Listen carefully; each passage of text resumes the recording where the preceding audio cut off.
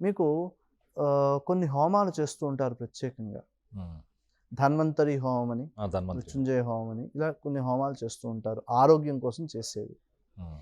ఈ ధన్వంతరి ఇత్యాది హోమాలు చేసేటప్పుడు అందులో కొన్ని మూలికలు వేస్తూ ఉంటారు. హ్మ్. హ్మ్.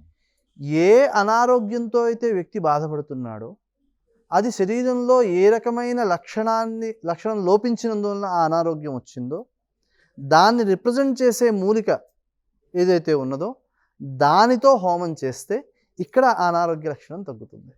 ఓకే. మీకు ఏవండీ అది ఎలా సాధ్యపడుతుందండి?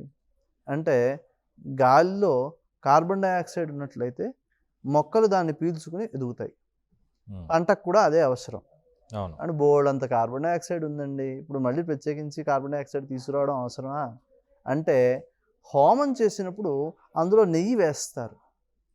ఈ నెయ్యి వేసినప్పుడు నేతిలో కొన్ని ఆరోగ్య లక్షణాలున్నాయి. మూలికల్లో కొన్ని ఆరోగ్య లక్షణాలున్నాయి. యాసిడ్ రెయిన్స్ అని విన్నాం కదా మనం పేరు. అవును. ఎందుకొస్తోంది యాసిడ్ రెయిన్? అంటే ఈ ఫ్యాక్టరీస్ నుంచి వచ్చే కెమికల్స్ ఏవైతే ఉత్పత్తి అవుతున్నాయో అవి పొగ రూపంలోకి వెడుతున్నాయి మేఘాల్లోకి. అక్కడి నుంచి వచ్చేది యాసిడ్ రెయిన్ అవుతోంది. అవును.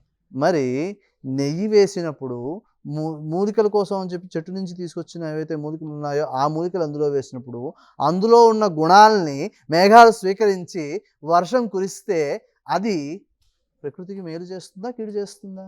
మేలు చేస్తారు ఖచ్చితంగా. మరి హోమాలు దేనికోసం ఉపయోగపడుతున్నాయి? అంటే ప్రకృతిని మనం బాగు చేసుకోవడానికి ఉపయోగపడుతున్నాయి. రైట్. కాబట్టి ఆ రకంగా ఈ పదార్థాల్లో చెప్పిన ఔషధ గుణాలు ఏవైతే ఉన్నాయో 21 పత్రి ఏదైతే చెప్పారో ఆ 21 పత్రితోనూ పూజ చేయడం వలన అందులో ఉన్న ఆరోగ్య లక్షణాలను మనం స్వీకరించడానికి ఉపయోగపడుతోంది.